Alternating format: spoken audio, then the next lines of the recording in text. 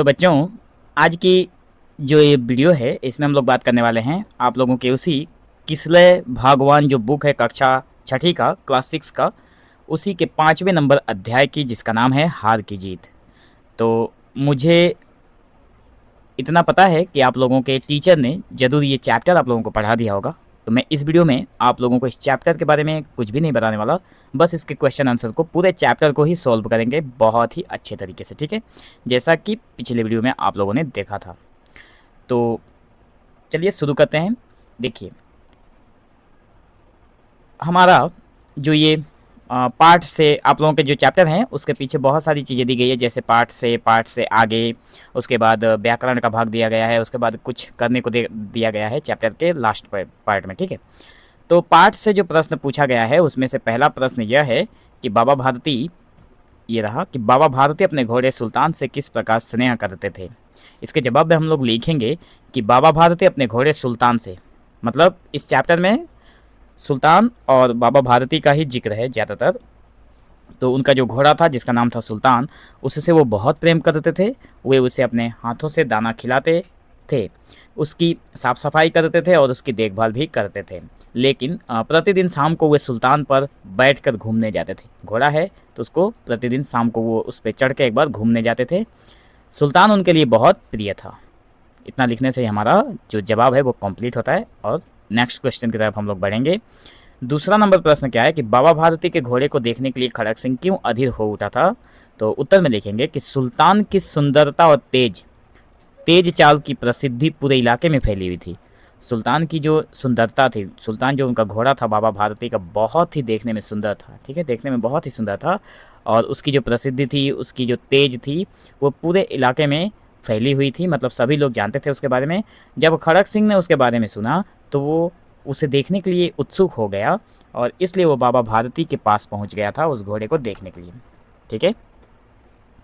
तीसरा नंबर हमारा प्रश्न है कि घोड़ा देखने के बाद खड़ग सिंह के दिमाग में क्या उथल पुथल होने लगी।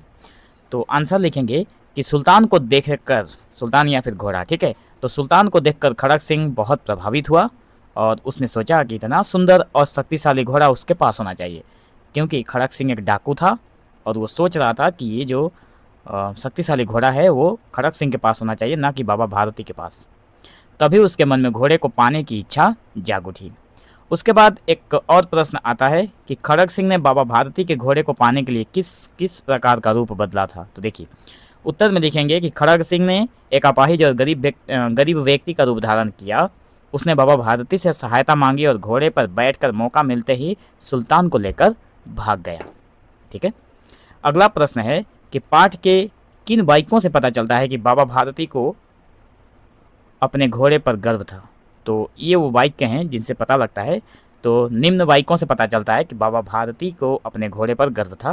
पहला नंबर है, इसके जोड़ का घोड़ा सारे इलाके में नहीं था, मतलब बाबा भारती ने पाठ में ये लाइन कही है। दूसरा नंबर है, उसकी चाल तुम्हारा मन मोह लेगी। इन्होंने कहा था खड़ग सिंह को ये बात कि जो सुल्तान की चाल है वो खड़ग सिंह की मन को मोह सकती है, उन्होंने ऐसा कहा था, इस बात से भी पता चलता है। तीसरा नंबर है, जो एक बार देख लेता है उसके हृदय पर उसकी छवि अंकित हो जाती है। ये वाला लाइन से भी पता चलता है कि बाबा भारती को अपने घोड़े पर बहुत गर्व था। 6 नंबर का एक पॉइंट आता है जिसमें सही और गलत का निशान लगाने के लिए आप लोगों के बुक में मेंशन किया गया है, जिसमें से पहला नंबर है कि बाबा भारती का घोड़ा कमज़ोर एवं दुर्बल था। तो ये सही है या गलत वो बताना है, तो इसके सामने हमने गलत का चिन्ह लगाया है क्योंकि ये गलत है। घोड़े का नाम सुल्तान था, क्या ये सही है? बिल्कुल, ये इसके सामने हमने सही का टिक लगाया है, ठीक है। तो इसके सामने हमने गलत का लगा दिया और इसके सामने हमने सही का टिक लगा दिया, ठीक है। ग नंबर है, खड़ग सिंह को बाबा भारती का घोड़ा पसंद था। तो ये बात बिल्कुल सच है, इसलिए सही का टिक चिन्ह है। उसके बाद बाबा भारती ने सुल्तान से बिछड़ने पर प्रसन्नता व्यक्त की थी, ये गलत है। खड़ग सिंह ने चुपके से घोड़े को अस्तबल में बांध दिया था, ये भी सही है। पूरी कहानी समझने के बाद आप लोगों को इसके सही और गलत होने का मतलब समझ में आ जाएगा, जो कि चैप्टर में समझाया होगा आप लोगों के टीचर ने, ठीक है। अब देखिए, पार्ट से आगे कुछ प्रश्न दिए गए हैं, जिनमें से पहला प्रश्न ये आता है कि लोगों को यदि इस घटना का पता लग जाए या फिर लग गया तो वे किसी अपाहिज पर विश्वास न करेंगे। बाबा भारती के इस वक्तव्य का क्या अभिप्राय है। बहुत इंपॉर्टेंट क्वेश्चन है, कई बार एग्जाम में ये क्वेश्चन पूछा जाता है। तो देखिए, बाबा भारती का अभिप्राय था कि यदि लोग यह जान लेंगे या फिर जान जाएंगे कि एक अपाहिज के वेश में व्यक्ति ने धोखा दिया है, ठीक है। मतलब जब बाबा भारती घोड़े को लेकर घूमने निकले थे तो खड़ग सिंह ने क्या सोचा था कि वो अपाहिज का वेश धारण किया था खड़ग सिंह ने, ठीक है। और जब बाबा भारती को सहायता के लिए पुकारा तो बाबा भारती ने उस खड़ग सिंह को उठाकर घोड़े पर रखा, और जैसे ही उन्होंने घोड़े पर रखा वो घोड़े को दौड़ाता हुआ लेके निकल भागा और बाबा भारती देखते रह गए। तब भी उन्होंने कहा था ये लाइन कि लोगों को, मतलब तुम घोड़े लेकर जा रहे हो ठीक है, लेकिन एक बात का याद रखना कि लोगों को यदि इस घटना का पता लग गया तो वे किसी अपाहिज पर विश्वास नहीं करेंगे। कि अगर दुनिया में सच में किसी दिन कोई अपाहिज अगर तकलीफ में रहा तो कोई उस पर विश्वास नहीं करेगा जो तुमने आज ये घटना किया है। इसका आंसर पूछा गया है। तो देखिए, बाबा भारती का अभिप्राय, अभिप्राय का मतलब है कि मतलब ही इसका अभिप्राय था, मतलब था कि यदि लोग ये जान जाएंगे कि एक अपाहिज के भेष में व्यक्ति ने धोखा दिया है तो भविष्य में वे किसी सच्चे अपाहिज या ज़रूरतमंद व्यक्ति की सहायता नहीं करेंगे, इससे गरीब लोगों को कष्ट होगा। ठीक है, मैंने शॉर्टकट में यहाँ थोड़ी कहानी ही समझा दी आप लोगों को। दूसरा नंबर प्रश्न एक पूछा गया है कि खड़ग सिंह ने चुपके से रात में सुल्तान को वापस अस्तबल में बांध दिया, ऐसा उसने क्यों किया? अब देखिए, अस्तबल किसको कहा जाता है? जहाँ पे घोड़े को बांध कर रखा जाता है उसको अस्तबल कहा जाता है। तो घोड़ा तो चुरा कर ले गया था खड़ग सिंह, फिर रात को अंधेरे में अकेले चुपचाप आकर वो घोड़े को क्यों बांध कर चला जाता है, इसका जवाब बताना है। तो उत्तर में लिखेंगे कि बाबा भारती की दया, उदारता और अच्छे विचारों ने खड़ग सिंह का हृदय बदल दिया था। उसे अपनी गलती पर पछतावा हुआ, इसलिए उसने रात में चुपचाप सुल्तान को वापस अस्तबल में बांध दिया। 3 नंबर का प्रश्न है कि बाबा भारती के किस व्यवहार से खड़ग सिंह के सोच में परिवर्तन हुआ? तो देखिए, जब उत्तर में लिखेंगे कि जब बाबा भारती ने घोड़ा वापस मांगने के बजाय लोगों का विश्वास बचाने की बात कही, तब खड़ग सिंह का हृदय बदल गया। बाबा की प्रेम, करुणा और महानता ने उसे अपनी गलती का एहसास करा दिया। मतलब जब वो घोड़ा चुरा कर लेकर भागा तो बाबा ने ये नहीं कहा कि रुको मेरा घोड़ा देते जाओ, बल्कि उन्होंने कुछ और ही कहा था खड़ग सिंह से। उन्होंने कहा था कि तुमने जो मुझे धोखा दिया है, भविष्य में इस बात को मतलब लोगों तक मत पहुंचा देना, नहीं तो कोई किसी अपाहिज व्यक्ति पर भरोसा नहीं करेगा। और ये वाला शब्द कहते ही जो खड़ग सिंह था डाकू, उसका मन बिल्कुल परिवर्तन हो गया था। अगला प्रश्न है, आपकी प्रिय वस्तु कोई छीनने का प्रयास करे तो आप क्या करेंगे? इसके जवाब में हम लोग लिखेंगे कि यदि कोई मेरी प्रिय वस्तु छीनने का प्रयास करेगा तो मैं शांति और समझदारी से काम लूँगा। आवश्यकता पड़ने पर अपने परिवार, शिक्षक या पुलिस की भी सहायता ले सकता हूं या फिर लूंगा। 5वें नंबर है, अगर आपको बाबा भारती से घोड़ा लेना हो तो आप क्या करते? बहुत मजेदार प्रश्न पूछा गया है कि अगर आपको बाबा भारती से घोड़ा लेना होता, आपको पसंद होता, तो आप क्या करते? इसका सीधा सा जवाब हम लोग लिखेंगे कि यदि मुझे घोड़ा लेना होता, उत्तर में लिखेंगे कि यदि मुझे घोड़ा लेना होता तो मैं बाबा भारती से विनम्रता से मांगता या उचित मूल्य देकर खरीदने का प्रयास करता। मैं कभी धोखा देकर घोड़ा नहीं लेता। कहानी का कोई दूसरा शीर्षक क्या हो सकता है? जो ये कहानी हम लोगों ने पढ़ी है, हार की जीत, इस हार की जीत के नाम के बदले और कौन सा नाम अच्छा हो सकता था? इसमें उत्तर में हम लोग लिखेंगे कि इस कहानी का दूसरा शीर्षक हृदय परिवर्तन, एक ये नाम हो सकता था। दूसरा हो सकता था सच्ची जीत, या फिर दयालुता की भी है हो सकता था। ये 3 नाम इसका शीर्षक के रूप में लिखा जा सकता था। अब बात करते हैं हम लोग व्याकरण वाले भाग की। व्याकरण वाले भाग में है कि आप लोग पहले इसको ध्यान से पढ़िए, ठीक है। ये पढ़ने के लिए दिया गया है कि क नंबर, ख नंबर, ग, घ, अंग मैं पढ़ लेता हूँ, फिर आप लोगों को समझाऊंगा। देखिए, किसान अपने लहलहाते खेतों को देखकर बहुत प्रसन्न होता है। दूसरा है, खड़ग सिंह एक कुख्यात डाकू था। तीसरा है, बाबा भारती के मुख पर प्रसन्नता थी। चौथा है, उन्होंने ठंडे जल से स्नान किया। 5वां है, सुल्तान को देखने के लिए भीड़ लगी रहती थी। इतना पढ़ने के बाद अब हम लोग आगे बढ़ेंगे और क्या कहा गया है वो देखिए। पूछा गया है या फिर बताया गया है कि उपयुक्त वाक्यों में रेखांकित शब्द क्रमशः, मतलब जितने भी यहाँ पे बोल्ड कलर में किए गए हैं, जो भी यहाँ पे थोड़े काले दिखाई दे रहे हैं अक्षर, इनको क्रमशः जातिवाचक संज्ञा, व्यक्तिवाचक संज्ञा, भाववाचक संज्ञा, द्रव्यवाचक संज्ञा एवं समूहवाचक संज्ञा है ये सभी के सभी शब्द।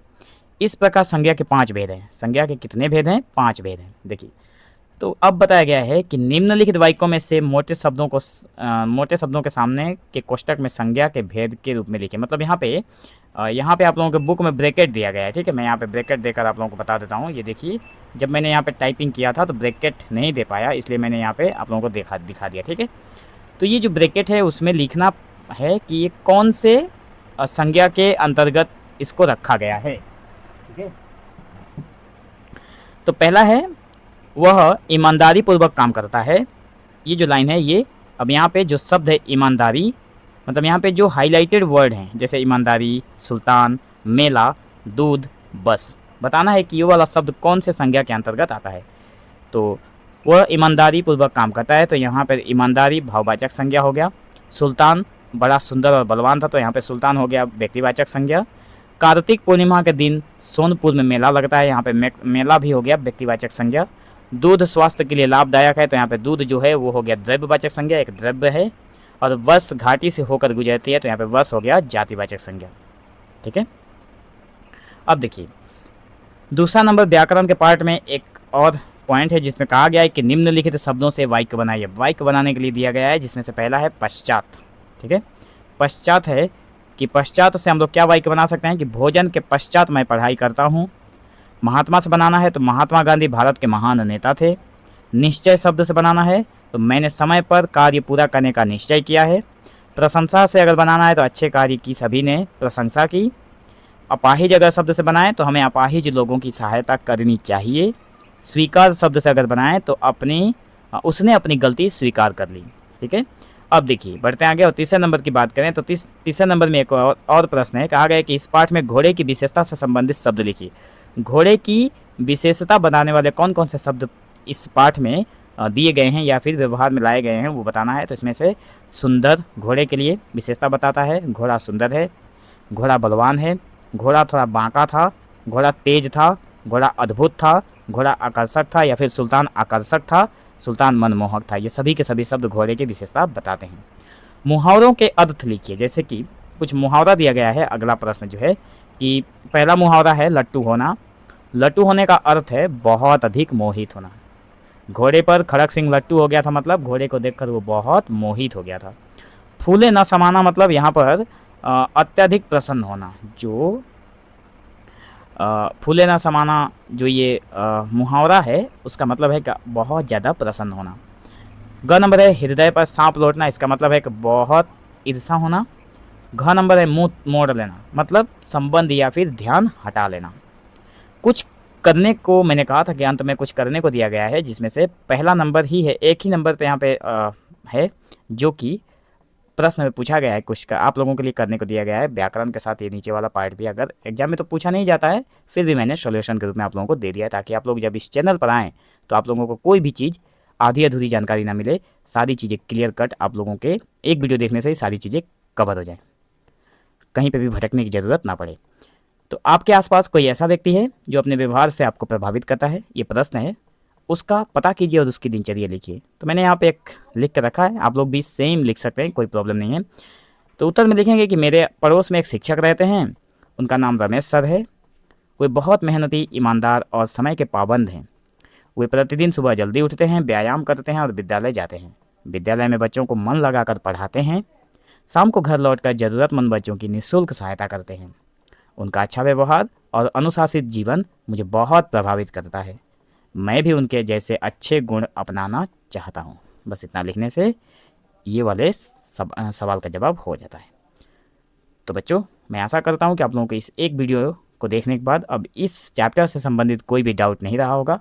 अगर वीडियो अच्छा लगा हो तो अपने चैनल के मतलब अपने दोस्तों के पास जरूर शेयर करें और चैनल को सब्सक्राइब और वीडियो को लाइक जरूर करें ताकि आने वाले हर वीडियो की लेटेस्ट अपडेट आप लोगों तक जरूर पहुंचे। मिलेंगे हम लोग एक नए वीडियो में, तब तक के लिए धन्यवाद। और हाँ, डिस्क्रिप्शन में चैनल का प्लेलिस्ट मिलेगा, आप लोग जाकर उसको चेकआउट कर सकते हैं। बहुत सारा वीडियो अपलोडेड है आप लोगों के इस क्लास से संबंधित।